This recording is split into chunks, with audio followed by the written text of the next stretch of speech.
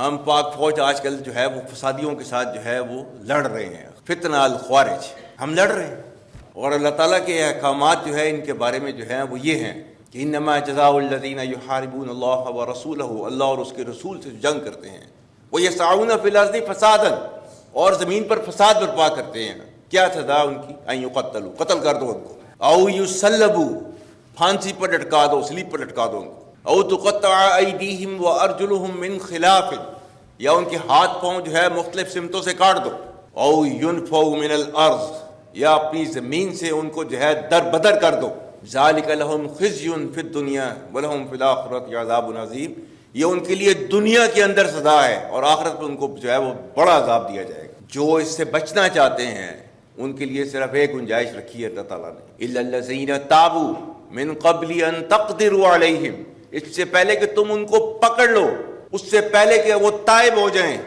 آپ کے سامنے تسلیم کر دیں اپنے سر کو، تب فاعلموا ان اللہ غفور رحیم، تو پھر جو ہے انہیں پتہ ہونا چاہیے کہ اللہ تعالیٰ بہت غفور الرحیم ہے۔ اسٹیٹ کے سامنے اپنے آپ کو سرنڈر کر دیں، دین دے کین ایکسپیکٹ مرسی فرام دا اسٹیٹ۔ یہ ہے وہ جس کے پیچھے جو ہے وہ آرمی آج بھی فتنہ الخوارج سے جو ہے وہ ڈیلی بیسس کے اوپر لڑ رہی ہے۔ We don't agree with their interpretation of the religion. جی السلام علیکم دوستو، آج میں یہ سوچ رہا تھا کہ جو ہمارے آرمی چیف صاحب ہیں جناب تمغہ امتیاز عاصم منیر صاحب، انہوں نے جو گفتگو کی اسٹوڈنٹس کے ساتھ، ایک تو انہوں نے یوتھ کی امپورٹنس پہ توجہ دلائی، دوسری انہوں نے خوارج پہ توجہ دلائی، اور تیسری انہوں نے خواتین کی عزت پہ توجہ دلائی۔ تو یہ تین باتیں انہوں نے کی، اور انہوں نے کوٹ کی ہے آیا سورہ مائدہ کی آیا نمبر 33۔ تو انہوں نے یہ کوٹ تو نہیں بتایا، لیکن انہوں نے یہ آیت پڑھی، ماشاءاللہ وہ حافظ صاحب ہیں تو بڑی روانی سے وہ قرآن پڑھتے ہیں۔ تو آج دیکھتے ہیں کہ انہوں نے جو آپ کو باتیں کی ہیں وہ اصل میں قرآن اس کے بارے میں کیا کہتا ہے۔ تو جی وہ بیسیکلی سورہ مائدہ کی جو آیت پڑھ رہے ہیں، آیت 33 کا بالکل بھی کوئی تعلق جو ہے خواتین کے حقوق سے نہیں ہے، اس کے لیے بے انتہا آیات ہیں، لیکن بات یہ ہے کہ حافظ ہونے میں اور قرآن کو سمجھنے میں ایک بڑا زمین آسمان کا فرق ہے، اور بڑا افسوس ہوتا ہے ایسے لوگوں پہ جو قرآن کو یوز کرتے ہیں اپنے مقاصد کے لیے۔ تو اس کے بارے میں ہم ساری آج بات کرتے ہیں بڑی کوئکلی۔ بعد بسم اللہ الرحمن الرحیم، آپ نے سن لیا انہوں نے جو کہا، تو وہ بیسیکلی اللہ تعالیٰ فرما رہے ہیں کہ ان لوگوں کی جزا یہ ہے، ان کو ڈیل کرنے کا طریقہ یہ ہے جو اللہ کے ساتھ اور اس کے رسول کے ساتھ حرب کرتے ہیں، یعنی جنگ کرتے ہیں اور زمین میں فساد پھیلاتے ہیں۔ ان کو ڈیل کرنے کا طریقہ یہ ہے کہ یا ان کو قتل کیا جائے، یا سلیبوں پہ چڑھایا جائے، یا ان کے ہاتھ پاؤں کاٹے جائیں تاکہ وہ دوبارہ آپ سے یہ کام نہ کر سکیں، اور یا پھر ان کو ملک بدر کر دیا جائے، یا پھر وہ توبہ کر لیں۔ اور اس کے بعد وہ ساتھ ہی لے آئے خواتین کے کردار، ان کی امپورٹنس کو، حالانکہ اس میں تو اس کا کوئی تعلق نہیں ہے، بے تحاشا قرآن کی آیات ہیں خواتین کی عزت و احترام کے لیے، تو اس پہ بھی ہم بات کرتے ہیں۔ لیکن پہلے سمجھنے کی بات یہ ہے کہ انہوں نے کہا کہ یہ خوارج ہیں جو ہمارے خلاف جنگ لڑ رہے ہیں، اور جن کو مارنا، قتل کرنا اور ان کو ملک بدر کرنا جو ہے وہ ہماری فرض عین ہے۔ تو یہ بات تو ٹھیک ہے کہ آپ جو خوارج صحیح معنوں میں ہوں اور جو فساد پھیلا رہے ہوں ان کے خلاف آپ علم جنگ بلند کریں، اور اس کے طریقہ کار ہے۔ قرآن میں اللہ تعالیٰ فرماتے ہیں سورہ بقرہ میں، بسم اللہ الرحمن الرحیم، وَمِنَ النَّاسِ مَن يَقُولُ آمَنَّا بِاللَّهِ وَبِالْيَوْمِ الْآخِرِ وَمَا هُم بِمُؤْمِنِينَ، یعنی لوگوں میں سے کچھ ایسے لوگ بھی ہیں جو کہتے ہیں ہم اللہ پہ ایمان لائے اور آخرت پہ ایمان لائے اور ہم مومن ہیں۔ اور آیا نمبر 9 میں اللہ کیا فرما رہا ہے؟ يُخَادِعُونَ اللَّهَ وَالَّذِينَ آمَنُوا، تو یہ سمجھتے ہیں کہ ہم دھوکہ دے رہے ہیں اللہ کو اور مومنین کو۔ وَمَا يَخْدَعُونَ إِلَّا أَنفُسَهُمْ وَمَا يَشْعُرُونَ، یہ اللہ کو دھوکہ نہیں دے رہے یہ اپنے نفس کو، اپنے آپ کو دھوکہ دے رہے ہیں۔ یہ بڑی حیران کن بات ہے کہ اللہ فرما رہا ہے کہ ایسے لوگ ہیں، وَمِنَ النَّاسِ، یعنی لوگوں میں ایسے لوگ بھی ہیں جو کہتے ہیں ہم اللہ اور اس کے رسول پہ ایمان رکھتے ہیں، آخرت پہ ایمان رکھتے ہیں، لیکن اللہ فرما رہا ہے کہ وہ بالکل مومنین نہیں ہیں۔ بڑی حیرانگی کی بات نہیں ہے؟ تو اس کا مطلب یہ ہے کہ وہ ظاہراً تو دیکھنے میں مسلمان ہوں گے، قرآن پڑھتے ہوں گے۔ تو یہ آگے دیکھیے اللہ کیا فرماتے ہیں، فی قلوبہم مرض فزادہم اللہ مرضا ولہم عذاب علیم بما کانوا یکذبون۔ تو اللہ فرما رہے ہیں کہ ان کے دل میں مرض ہے، اس وجہ سے اللہ تعالیٰ کہہ رہا ہے کہ یہ مومن نہیں ہے، کہ ان کے دل میں مرض ہے۔ فزادہم اللہ مرضا، اور اللہ تعالیٰ ان کے مرض کو اور بڑھاتا ہے۔ ولہم عذاب علیم، اور ان کے لیے دردناک عذاب ہے۔ بما کانوا یکذبون، کیوں؟ یہ کیوں ہے مرض؟ کیونکہ وہ جھوٹ بولتے ہیں. تو آپ کو سب کو پتہ ہے کہ ایک حدیث شریف جس کا اپروکسیمیٹ میننگ کہ ایک شخص رسول اکرم صلی اللہ علیہ وسلم کے پاس آیا اور اس نے کہا کہ یا رسول اللہ صلی اللہ علیہ وسلم میرے میں بہت ساری برائیاں ہیں. کیا بات ہے ان لوگوں کے ایمان کی کہ برائی بھی ہوتی تھی تو آ کے رسول اللہ صلی اللہ علیہ وسلم کو کہتے تھے، کیونکہ ان کو پتہ تھا کہ کملی والے آقا کے سامنے اپنا مسئلہ بیان کریں گے تو اس مسئلے کا حل ضرور نکلے گا. تو ساتھ وہ بڑے یعنی کہ سیدھے لوگ تھے، اسٹریٹ فارورڈ تھے، سچے لوگ تھے.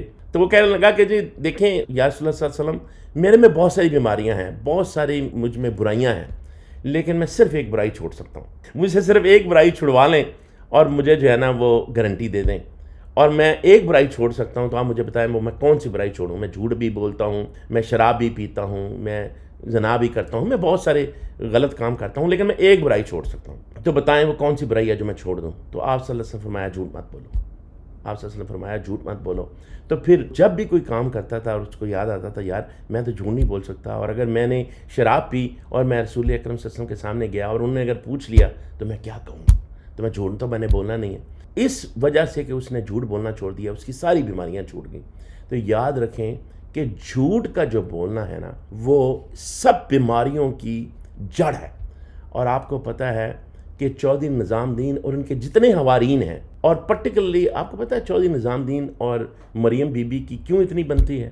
کیونکہ مریم بی بی کو جھوٹوں کی نانی کہتے ہیں، اور جھوٹ اور فراڈ میں شریف فیملی یعنی وہ چاہے نواز شریف ہو، چاہے شہباز شریف ہو، یا اللہ معاف کرے ان کے آباء و اجداد ہوں. آپ کو پتہ ہے کہ نواز شریف صاحب نے کیا کہا تھا، جناب یہ ہیں وہ ذرائع جن کا آپ پوچھ رہے تھے، اور آج تک وہ ذرائع نہیں بتائے. یعنی جھوٹ اتنا سخت جھوٹ بولو اور اتنا بار بار بولو کہ دو طرح کے لوگ بن جائیں. ایک وہ جو آپ کے جھوٹ کو سچ ماننے لگیں، اتنے سیدھے اور بیوقوف لوگ ہوں، یا پھر یہ ہے کہ وہ آپ کو صاف صاف جھوٹا اور منافق سمجھے.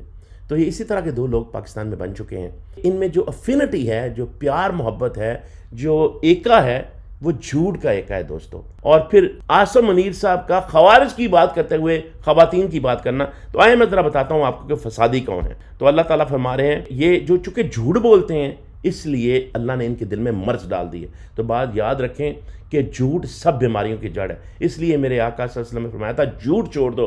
تو جب جھوٹ چھوڑ دو گے تو ساری بیماریاں جو ہے ختم ہو جائیں گی. پھر فرمایا اگلی آیت میں وَإِذَا قِيلَ لَهُمْ لَا تُفْسِدُوا فِي الْأَرْضِ قَالُوا إِنَّمَا نَحْنُ مُصْلِحُونَ. اور جب ان کو کہا جائے فساد مت پھیلاؤ زمین میں تو کہتے ہیں نہیں جی ہم تو بڑے اصلاح کرنے والے ہیں. تو کیا یہی نہیں یہ کر رہے ہیں؟ ان کو خان صاحب کہہ کے مر گئے ہیں کہ تم اپنی جاب کرو، جو قانون نے تمہیں حق دیا ہے، جو تمہیں فرض کیا ہے کہ جاؤ اپنا کام کرو اور اس ایمبیٹ میں رہ کے کام کرو. تو یہ کہتے ہیں نہیں جی ہم تو پالیٹکس میں ہے ہی نہیں، ہمارا پالیٹکس سے کوئی تعلق نہیں ہے.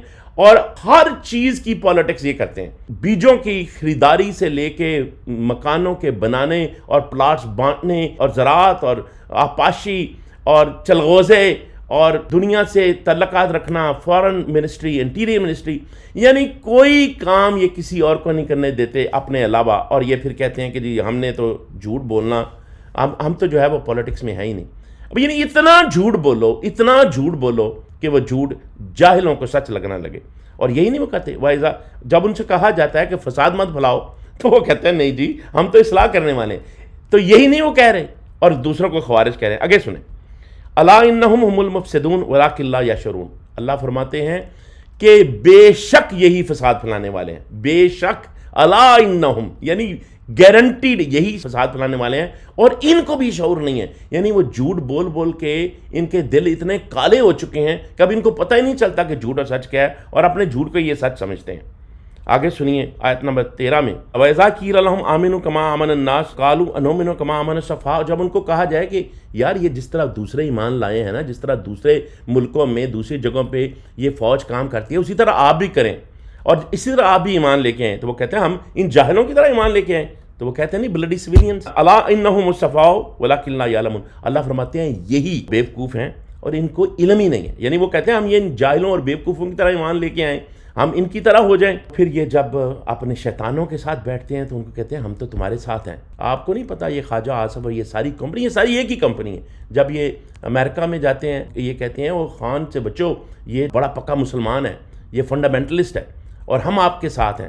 اور یہودیوں کے ساتھ، کافروں کے ساتھ جب یہ بیٹھتے ہیں تو یہ کہتے ہیں جب یہ پاکستان میں آتے ہیں تو کہتے ہیں یہ دیکھو یہ یہودیوں کا ایجنٹ ہے.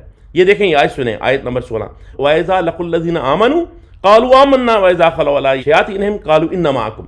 یعنی جب یہ بیٹھتے ہیں مومنین کے ساتھ تو کہتے ہیں ہم تو تمہاری طرح کے مومن ہیں, اور جب یہ اپنے شیطانوں کے ساتھ بیٹھتے ہیں یعنی دوسروں کے ساتھ بیٹھتے ہیں وہ کہتے ہیں نہیں جی ہم تو آپ کے ساتھ ہیں. انما نحن مستہزئون. یہ کہتے ہیں نہیں ہم تو مسلمانوں کا, ہم تو ان بیوقوفوں کا مذاق اڑا رہے تھے, ہم تو اصل میں آپ کے ساتھ ہیں. تو اللہ فرمائے اللہ یستہزئ بہم ویمدہم فی طغیانہم یعمہون.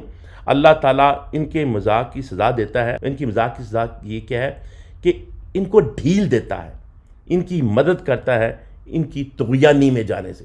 تو یہ جو آپ سمجھتے ہیں نا یہ کامیاب ہے, یہ کامیاب نہیں ہے. اللہ ان کو ڈھیل دے رہا ہے تاکہ یہ اپنی بیوقوفی اور جہالت اور اپنی اکھڑ پن اور جھوٹ اور ظلم کی وجہ سے اس کے اندر گم ہو جائیں, اور تاکہ پھر ان پہ جو ہے وہ بات پوری ہو جائے. اولئک الذین اشتروا الضلالۃ بالہدی فما ربحت تجارتہم وما کانوا مہتدین. انہوں نے ہدایت کے بدلے کیا ضلالت خریدی ہے, کیسی بری تجارت کی ہے انہوں نے, اور یہ ہدایت پر نہیں ہے. تو یہ پھر اللہ تعالیٰ مثالیں دیتے ہیں کہ ان کی مثالیں کیسی مثالیں ہیں. تو آپ یہ یاد رکھیں کہ یہ جو چودھری منیر اینڈ کمپنی ہے یہ سمجھتے ہیں کہ یہ آپ کو بیوقوف بنا رہے ہیں, اور یہ کہتے ہیں کہ یہ خوارج. اور یار آپ عورتوں کی عزت کی بات کریں گے جنہوں نے عورت کی جو عزت کی پامالی اس دور میں ہوئی ہے, آپ کے دور میں ہوئی ہے چودھری صاحب, وہ آج تک نہیں ہوئی پاکستان میں. آپ نے تو چادر و چادری کا کانسیپٹ ہی ختم کر کے رکھ دیا ہے. آپ نے تو کسی عورت تو کیا آپ نے مردوں کو نہیں چھوڑا, ان کی شلواریں. پہلے کبھی نہیں ہوا تھا کہ عام صحافیوں کو لوگوں کو پکڑا جائے اور ان کو ننگا کیا جائے. آپ تو پہلا کام یہ کرتے ہیں کہ لوگوں کو ننگا کرتے ہیں. آپ پہلا کام یہ کرتے ہیں کہ ان کو تڑیاں دیتے ہیں اور ان کو کہتے ہیں کہ جی ہم آپ کی ماؤں بہنوں کو اٹھا لیں گے اگر آپ ہاتھ نہیں آئیں گے. یعنی آپ یہ بات کہہ رہے ہیں. تو اس لیے تو آنیسٹلی میں کہتا ہوں کوئی بہترین ایکسپلین نہیں کر سکتا جتنی بہترین ایکسپلینیشن یہ سورہ بقرہ میں آیا 8-20 میں ہے کہ کیسے یہ لوگوں کو بیوقوف سمجھتے ہیں اور کیسے اللہ تعالیٰ کہہ رہا ہے کہ یہ جو ہیں اصل میں فسادی یہ ہیں. تو کیا انہوں نے زمین میں فساد نہیں پھیلایا؟ کیا انہوں نے پورے پاکستان میں یہ افراتفری, یہ فساد, یہ خواتین کو پکڑنا؟ اب میں کس کس کا نام لوں؟ پالیٹکس میں ایک شریف عورت آنے سے ڈرتی تھی. پی ٹی آئی ایک پہلی سیاسی تنظیم ہے جس نے عورتوں کو اتنی عزت اور اتنا احترام دیا کہ ان کو مین سٹریم پالیٹکس میں لے کے آئے. اور آپ نے ان عورتوں کو ابھی تک جیلوں میں ڈالا ہوا ہے. ان میں سے کچھ کو چھوڑ دیا یعنی کہ بے انتہا ظلم کرنے کے بعد, اور کچھ ابھی بھی آپ کی جیلوں میں ہیں. ابھی بھی آپ لوگوں کے گھروں میں جا کے ان کی چادر اور چار دیواری کو تار تار کرتے ہو. اور آپ کو پسند آتی ہے مریم نواز, وہ اس لیے کہ وہ بھی جھوٹوں کی نانی ہے اور آپ بھی جھوٹ بولتے ہو. آپ کتنا جھوٹ بولو گے؟ اس میں کوئی شک نہیں ہے کہ اللہ پھر آگے جا کے فرماتے ہیں سمن بکمن امیون فہم لا یرجعون. ان کے یہ گونگے بہرے اندھے ہو چکے ہیں اور یہ واپس آنے کے نہیں.